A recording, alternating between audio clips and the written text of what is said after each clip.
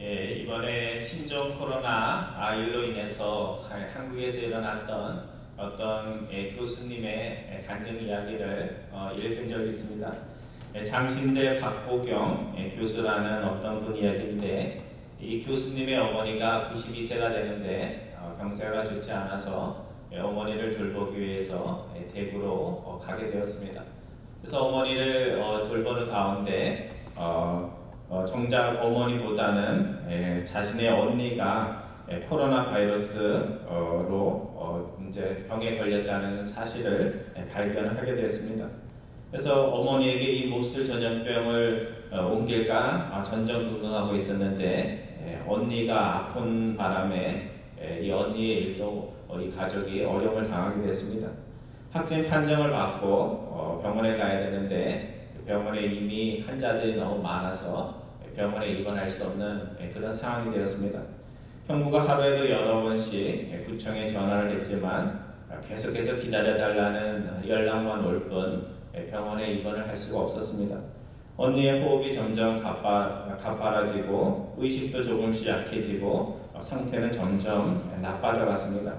형부가 너무나 안타까워서 여러 번의 전화 끝에 병원 관계자들에게 이렇게 호소를 했다고 합니다. 선생님, 죽더라도 인거 한번 맞고 죽게 해주셔야 되는 거 아닙니까? 치료 한번 못 받고 죽게 할 수는 없지 않습니까? 구급차에 산소호흡기가 있지 않습니까? 그거라도 입에 이렇게 걸칠 수 있게 해달라고 그렇게 애걸을 한 것입니다. 마침내 구급차가 왔고 그렇지만 병상이 마련되지 않아서 병원 앞에 있는 데다 차를 세우고 계속해서 기다리게 되었습니다. 형부는 불안한 마음에 구급대원에게 병상이 준비될 때까지, 그때까지만이라도 차에서 이렇게 나가지 않도록 해달라고 다시 예고를 하게 됐다고 합니다. 그러자 한 번도 본 적 없는 그 구급대원이 형부에게 걱정하지 마세요. 밤새 동안 계속 차에 계셔도 됩니다. 안심을 시켜주면서 밤새도록 함께 시간을 보내주었다고 합니다. 교수님은 그 일 이야기를 들으면서 그 일이 강도 만난 자를 도운 선한 사마리아인이 떠올랐다고 그렇게 말을 했습니다. 무작정 대기를 하다 몇 시간 후 기적같이 병상이 마련이 되었지만 병원에 입원했다고 잠시 안심을 하고 난 후에 그 병원으로부터 전화가 걸려왔습니다. 이미 상태가 너무 나빠져서 더 이상 치료할 수가 없다는 그런 내용의 전화였습니다. 결국 박 교수님은 이 일로 언니를 잃었고 이 모든 갑작스러운 일들이 3주 사이에 일어났다고 합니다. 여러분, 형식 있는 종교와 참 종교의 차이가 무엇일까? 형식의 종교는 지금까지 지켜왔던 형식들을 지키는데 마음을 쓰고, 참 종교는 구급대원처럼 강도 만난 자의 마음을 헤아리며 그들에게 격려하고 그들의 친구가 되어준다는 것입니다. 국가적으로 세계적으로 어려움이 있때 우리가 뉴스를 보면 교회가, 종교가 세상의 근심거리, 염려거리가 되고 있는 안타까운 일들이 지금 벌어지고 있습니다. 왜 이런 일이 일어날까? 나쁜 뜻은 아니지만 사람이 안식일을 위해 있는 것이 아니라 안식일이 사람을 위해서 있다라는 주님의 말씀의 뜻을 우리가 그 깊은 의미를 몰라서 이와 같은 혼돈이 일어나는 것 아닌가 하는 그런 생각을 하게 됩니다. 오늘 우리가 읽은 본문은 두 가지 사건에 대해서 기록을 하고 있습니다. 한 가지 사건은 제자들이 1박 4일로 가다가 배가 고파서 이렇게 자기도 모르게 손으로 미리사를 이렇게 따먹은 그 일이 안식일에 일어났습니다. 또 다른 사건은 예수님이 안식일에 회당에 가서 손 마른 사람을 고쳐주는 사건을 기록을 하고 있습니다. 우리가 알다시피 이 두 가지 사건은 장은 다르지만 같은 의미의 사건을 기록을 하고 있습니다. 모두 평일날이 아니라 유대인들에게 특별한 날, 안식일날 일어난 사건입니다. 오늘 본문에 보면 종교의 형식이 무너지는 것에 대해서 자신의 신앙이 무너진다고 안타까워하고 불쾌해하는 바리새인들이 있고, 도대체 안식일이 누구를 위해, 무엇을 위해서 존재하는지에 대해서 신앙의 본질이 무엇인지, 전도의 본질이 무엇인지에 대해서 말씀하시는 예수님이 나옵니다. 주님은 첫 번째 본문에서 우리가 잘 아는 말씀, 사람이 안식을 위해서 존재하는 것이 아니라 안식이 사람을 위해서 존재한다, 그렇게 분명하게 말씀합니다. 예수님 당시의 바리새인들에게 있어서 신앙의 가장 큰 틀, 형식이 무엇이냐 이렇게 물으면 유대인들은 다 뭐라고 대답하냐면 안식일을 거룩하게 지키는 것이라고 그렇게 답을 할 것입니다.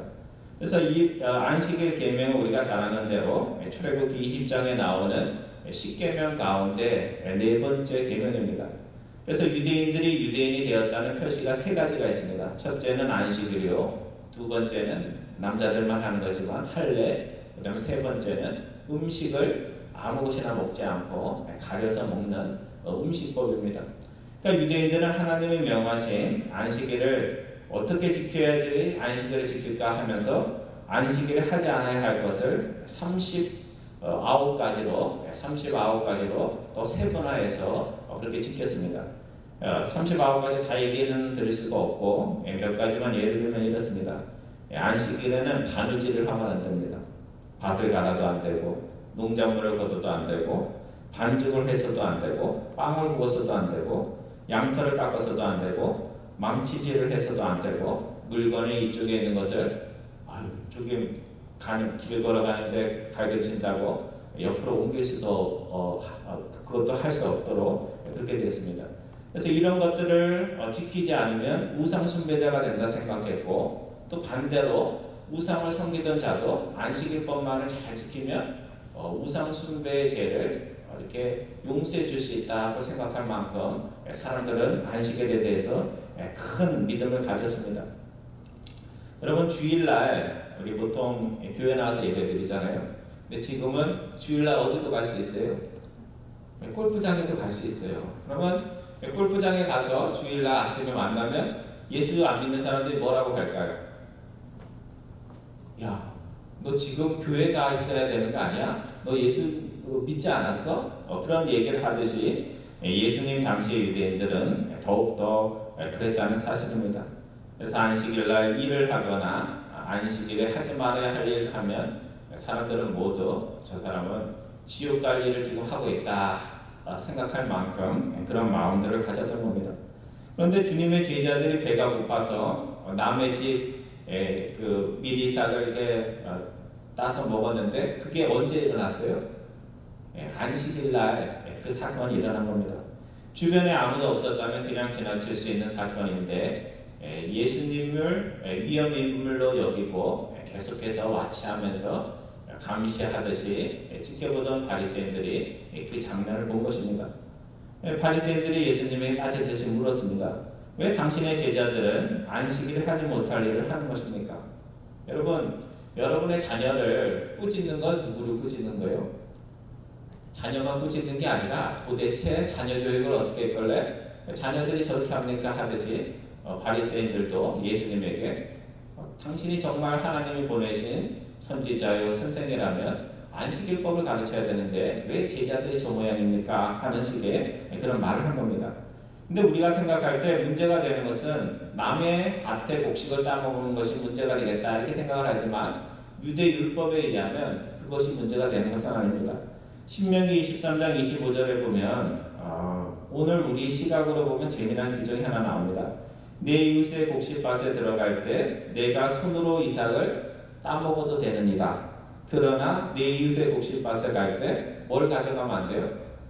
낫을 들고 들어가면 안 된다 이렇게 하는 그런 규정이 있습니다. 그러니까 지나가다가 배가 고파서 조금 이렇게 따서 먹는 거는 하나님 괜찮다 그렇게 말씀을 하신 겁니다. 그러니까 요즘 신종 코로나 사태를 상황을 염두에 두고 요즘 말로 하면 이런 겁니다. 이런 어려운 때 전염병이 행행하는 때 몇 개의 세정제, 그러니까 월마트에 가서 몇 개의 세정제, 몇 개의 화장제를 사는 것은 괜찮지만 자동차를 팔아가지고 월마트에 있는 모든 화장제를 다 사고 그 다음에 세정제를 사고 인터넷에 있는 모든 그런 마스크들을 사는 것은 안 된다 하는 그런 말씀을 한 것입니다. 여러분, 왜 제자들이 안식일날 이삭을 따먹었을까? 왜 그랬을까요? 배가 고파서 그렇게 한 것입니다. 뭐 이유가 간단해요. 그러니까 바리새인들은 제자들이 배가 고파서 그냥 자연스럽게 이렇게 한 것에 대해서는 생각하지 않고 왜 안식일법을 지키지 않았냐 하는 그것만을 문제를 삼았던 것입니다. 그래서 주님께서 왜 그런 일이 벌어졌는지를 과거의 사건을 통해서 설명을 하십니다. 주님은 다윗이 사울에게 쫓길 때 그와 그의 부하들이 배고플 때 어떤 일을 했는지를 다시 물으셨습니다. 유대인이 최고로 존경하는 왕인 다윗과 그 일행도 배가 고플 때 제사장들만이 먹는 거룩한 떡 진설병을 먹은 것을 너희들이 알지 못하냐 그렇게 물은 것입니다. 근데 이 말씀 가운데는 더 깊은 뜻이 담겨져 있습니다. 즉 주님께서는 자신을 누구와 비교를 한 거예요? 다윗 왕과 비교를 한 겁니다. 다윗 왕은 오실 메시아의 표상이 되는 분입니다. 다윗이 제사장들만이 먹을 수 있는 진설병을 먹은 이 사건은 다윗이 선지자 사무엘에게 이미 이스라엘 왕으로 기름을 부음을 받았지만 아직 왕자에 오르지 못할 때 일어난 일입니다. 하나님이 세우셨지만 아직도 세상의 왕인 사울에게 쫓길 때 일어났던 일입니다. 아직 공식적으로 이스라엘 왕이 되지 못한 다윗도 위급시에 보통 사람이 먹지 못할 빵까지 먹었는데 만왕의 왕으로 오신 주님께서 유대인이 최고의 법으로 아는 안식일의 규정을 조금 먹였다고 해서 그것이 무슨 문제가 되느냐 하는 그런 말씀을 하고 있는 겁니다. 여러분, 종교에서 가장 중요한 것은 안식일도 주일도 11조도 아닙니다. 신앙의 최고의 법은 예수님입니다. 예수님이 기뻐하는 일들, 선한 일, 생명 구하는 일이 교회에 있어서 우리 신앙인에게 있어서 가장 중요한 일입니다. 그래서 하나님께서 그런 의미에서 안식일이 사람을 위하여 있지 않고 안식일이 사람을 위해서 있지 너희가 안식일을 위해서 존재하지 않는다 이렇게 말씀을 해주신 것입니다. 즉 안식일을 지키는 그 일이 또 주일을 지키는 그 일이 사람을 살리고 선한 일을 하는 삶의 예배로 계속해서 이어져야 된다는 그런 말씀입니다. 요즘 여러 가지 복잡하긴 하지만 종교와 신앙과 교회가 사람들을 힘들게 하고 세상 사람들의 구설수에 오르는 그런 안타까운 일들이 벌어지고 있습니다. 사실은 신앙과 종교와 신앙인은 교회는 사람을 자유케 하고 선한 일에 힘을 보태고 세상의 근심을 덜어주기 위해서 존재한다는 것을 우리가 항상 마음에 새게 됩니다. 오늘 두 번째 예수님은 마가복음 3장 1절 이하 6절까지 사건을 통해서 안식일의 근본 정신은 무엇을 하지 않는 것, 어떤 부정적인 것에 있는 것이 아니라 선을 행하고 생명을 구하는 긍정적이고 적극적인 일이 있다는 것을 말씀을 하고 있습니다. 선을 행하고 생명을 구하기 위해서 존재하는 것이 종교요, 교회요, 기독교라는 말씀입니다. 어느 안식일 날 주님과 바리새인들이 한 회당에 모여서 예배를 드리게 되었습니다. 근데 이 바리새인들이 예배 드리는 일에 집중하지 않고 예수님이 혹시라도 또 안식일을 범하는, 그러니까 본인들이 소중히 여기는 것을 또 지키지 않는 일이 일어나나 하면서 누구를 쳐다봤어요? 예수님을 계속해서 쳐다봤습니다. 여러분, 주일날 예배 드리러 와서 어떤 이가 하나님 보이진 않지만 마음속에 하나님을 보려고 바라보려고 시선을 맞춰야 되는데 그날 그 마음은 없고 목사님이 설교할 때 얼마나 문법이 틀리는지 버벅거리는지 그런 걸 체크를 하고 또 성가대가 찬양을 하는데 잘하나 못하나 그걸 지켜보고 피아노를 치는데 피아노 연습이 됐나 안 됐나 그거를 살펴보고 또 정신충격 시간에는 맛이 있나 없나 이런 것들에 마음을 쓴다면 예배가 될까요 안 될까요? 예배가 잘 안 되죠. 본인은 이런 것들이 잘못들이나 실수가 일어나면 안 된다고 살피지만 본인은 예배를 드리지 않는 그와 같은 일들이 벌어질 수가 있습니다. 그래서 오늘 우리가 하나님께 예배할 때는 우리의 시선이 항상 하나님을 향해야 됩니다. 이렇게 소수의 무리가 모여서 예배를 드려도 우리의 마음의 시선은 누구에게? 하나님께 가야 됩니다. 10명이 모였든 20명이 모였든 마찬가지죠. 그래서 예수님은 주변에 자신을 감시하는 눈길이 있다는 것을 모르지 않았습니다. 그런데도 예수님께서는 오히려 그들의 시선을 개의치 않고 본인이 정말 그들에게 가르쳐주고자 하신 일들을 시작합니다. 오히려 그들이 보는 앞에 그들이 끔찍히 싫어하는 어떤 일들을 행하십니다. 안식일법에 따르면 이 유대인들도 이성적이기 때문에 생명이 위급한 자를 고치는 것은 안식일법을 이렇게 범하는 것이 아닙니다. 그래서 누가 막 죽어가면 그 사람을 병원으로 데리고 가는 것조차 하지 말라고 그렇게 되어 있는 것은 아닙니다. 하지만 오늘 본문에 나오는 손 마른 자는 생명이 위급한 자가 아닙니다. 하루 늦게 고친다고 해서 안식일이 아니라 안식일 다음 날 고친다고 해서 문제될 것이 없었습니다. 그런데도 불구하고 예수님께서는 하루를 기다리지 않고 병자를 고쳐주신 것입니다. 왜 주님께서 이렇게 하셨을까? 왜 이렇게 했을까요? 하루만 기다리면 바리새인들하고 싸울 것도 없고 충돌할 것도 없고 그냥 조용히 고쳐줄 수 있는데 왜 이렇게 하셨을까요? 제 생각은 이렇습니다. 주님께서는 안식일의 정신을 잃어버리고 안식일을 열심히 지킨다고 수고하고 노력하는 그 바리새인들에게 진정 안식일의 정신이 뭔지를 그들에게 좀 가르쳐주고자 하는 마음이 있었던 것입니다. 오늘 우리가 작은 일에 매이다 보면 신앙생활을 하면서도 정말 중요한 것이 무엇인지를 보지 못하고 신앙생활할 때가 많습니다. 그래서 인간적인 것들 때문에 하나님께 예배를 드리지 못하고 또 인간적인 것들 때문에 하나님의 계명 앞에 순종해야 될 때 뒷걸음질 칠 때가 얼마나 많은지 모릅니다. 오늘 우리가 경험한 경험들, 인간적인 논리, 상식들 이런 것들을 앞세워서 정말 하나님 기뻐하는 일이 앞에 있는데도 불구하고 그것들을 거절할 때가 얼마나 많은지 모릅니다. 예수님께서는 손이 마른 자를 고친 후에 바리새인들에게 아주 직설적으로 물으십니다. 너희들은 옳고 그른 거 시시비비에 정말 관심이 많은데 너희 생각에 안식일에 선을 행하는 것과 악을 행하는 것, 생명을 구하는 것과 생명을 죽이는 것 어떤 것을 하는 것이 더 옳으냐 그렇게 질문을 했습니다. 주님이 여러분에게 물었다면 여러분은 뭐라고 대답하실 것 같아요? 너무나 쉬운 답이죠, 그죠? 너무나 쉬운 쉽게 답할 수 있는 것을 예수님께서 물은 겁니다. 근데 바리새인들이 이 쉬운 질문에 아무 말도 하지 않습니다. 답을 몰라서 말을 하지 않은 것이 아닙니다. 답은 알지만 답을 대답하면 어떻게 돼요?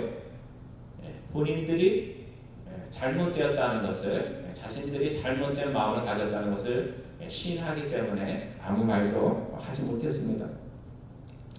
사람들은 말보다 침묵이 더 황금과 같은 것이요 아름다운 것이라고 얘기를 합니다. 하지만 침묵이라고 해서 다 아름다운 것은 아닙니다. 아름다운 침묵이 있고 완악한 침묵이 있습니다.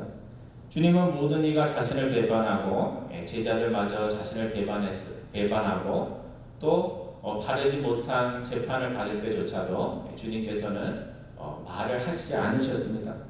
이제는 말을 해야 할 때가 아니라 십자가의 고난을 받을 때라는 것을 주님께서 너무나 잘 알았던 것입니다. 오늘 우리는 얼마나 침묵해야 할 때 말을 하고 또 말을 해야 될 때 뭔가 말을 해서 하나님의 뜻을 드러내야 될 때 말을 하지 않을 때가 있음을 우리 스스로가 너무나 잘 압니다. 예수님은 법은 말하면서 자명하는 것조차 답하지 않는 마음이 완악한 돌처럼 완악한 바리새인들을 보면서 탄식하시고 분노하셨습니다. 사람을 살려야 할 종교를 만들어야 될 이들이 사람을 죽이는 일을 하고 있는 것을 보면서 예수님은 슬퍼하시고 분노하셨습니다.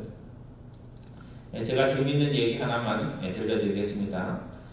옛날에 한 스님이 있었는데 이제 하루는 시주를 하기 위해서 이 집 저 집 이렇게 이제 목탁을 두드리면서 이렇게 이제 왔다 갔다 하게 됐습니다. 한 여름에 가가호 목탁을 두드리며 방문을 하니까 반나절이 됐는데 어떻게 하겠어요? 배가 고팠습니다. 그래서 마침 냉면집이 보여서 스님이 올커니 시원한 냉면이나 한 그릇 먹고 가야 되겠다 하면서 냉면집으로 들어갔습니다. 스님이 자리에 앉자마자 사람이 와서 물냉면 하나 가지고 안 되니까 꽃배기로 이렇게 시켜서 이제 식사를 하게 됐는데 식당 종업원이 보니까 스님 옷을 입고 있으니까 이제 다가와서 스님 고기는 빼야 되겠죠. 이렇게 물어봤습니다. 그러자 그때 스님께서 조용히 종업원에게 이리 와라 이렇게 이제 손짓을 하면서 이렇게 기속말로 이렇게 얘기했다고 합니다. 이봐, 고기는 빼지 말고 밑에 보이지 않게 살짝 깔아주게 그렇게 이야기를 했다고 합니다. 여러분, 기독교 하면 지금은 안 그렇지만 옛날에는 술과 담배만 안 하면 뭐 최고의 기독교인인 것처럼 생각할 때가 있었고, 스님 하면 뭐가 생각이 나요?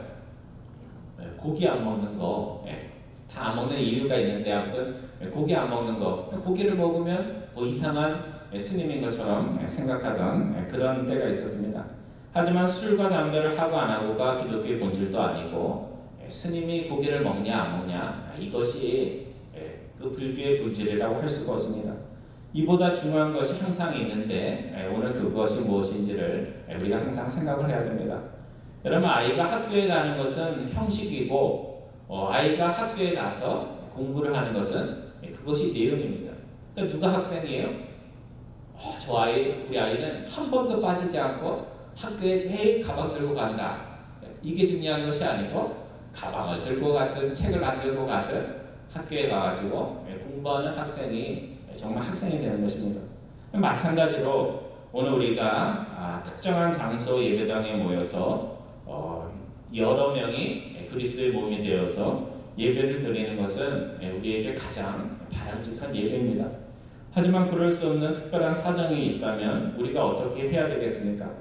예배를 드리지 않는 것이 아니라 장소는 다르고 예배 형식은 다를지라도 더 간절한 마음으로 예배를 드리는 것, 우리가 예배를 드린다면, 예배자로서 존재할 수 있다면 교회는 무너지지 않고 세워지는 것입니다. 성도 여러분, 요나가 탐배가 침몰 위기에 있을 때 하나님을 모르는 세상 사람들도 자신의 소중한 것을 바다에 던졌습니다. 우리가 다 알고 있는 건 사실이죠. 그럼 오늘 우리는 어떻게 해야 되냐는 거죠. 세상 사람들과 똑같이 같은 배를 타고 있는데 배가 위험 속에 있는데 오늘 기독교인들이 버려야 될 것은 뭔가? 뭘 버려야 될까요? 하나님을 버릴 수 있나요? 없죠. 예배를 버릴 수 있나요? 없죠. 이렇게 함께 모여서 예배 드리는 걸 버리는 것은 아니고 잠시 미룰 수는 있는 것입니다. 그래서 오늘 우리가 버려야 할 것이 무엇이고 이런 위기 상황 속에서도 절대로 버리지 않아야 될 것이 뭔지에 대해서 우리가 생각을 해야 됩니다. 우리가 탐배를 위험하게 하는 이기적인 마음, 종교적 이기심, 개인주의 마음들은 버려야 합니다. 우리가 버리지 말아야 할 것은 진정과 마음의 중심으로 드리는 예배 장소가 다를지라도 하나님께 드리는 예배는 우리가 버리면 안 됩니다. 위기의 때에 선한 일손을 보태는 그 일, 세상을 구하는 이들을 격려하고 그들을 위해서 기도하고 그들에게 우리의 힘 자라는 데까지 도와주는 그 일, 그것은 우리가 절대로 멈추면 안 됩니다. 여러분, 위기의 때에 존재감이 사라지는 교회와 신앙인들이 아니라 위기 때에 하나님의 선하심의 빛을 발하는 하나님의 백성 되는 그 복이 여러분과 저에게 항상 꼭 있기를 주님의 이름으로 축원드립니다. 기도하겠습니다.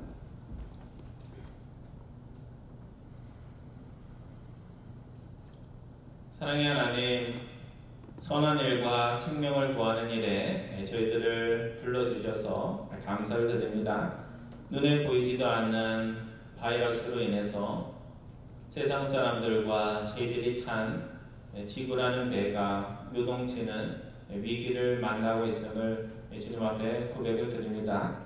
요나처럼 저희만이 살겠다고 안전한 곳에 숨는 저희들이 아니라 저희들이 탄 배가 하나님의 보호하심과 도우심으로 안전한 폭으로 나아갈 수 있도록 돕는 저희 하나님의 백성들 다 될 수 있도록 인도하여 주옵소서. 세상 사람들은 눈에서 멀어지면 마음도 멀어진다고 말을 합니다. 저희들이 눈으로 보며 또 어깨와 어깨를 부딪히며 예배드릴 수 없지만 저희들이 보이지 않아도 마음은 더 간절히 한 마음이 되어서 주님께 예배드릴 수 있는 저희들 될 수 있도록 인도하여 주옵소서. 하나님이 베풀어 주신 많은 좋은 것들, 그것들이 저희들에게 있었음을 기억하며 다시 몸과 몸으로 저희들이 함께 예배드릴 수 있는 그날까지 마음을 다해 뜻을 다해 예배드리며 세상의 선한 일에 힘을 보태는 멋진 하나님의 백성들 다 될 수 있도록 인도하여 주옵소서. 감사드리오며 우리 주 예수 그리스도의 이름으로 기도드리옵나이다. 아멘.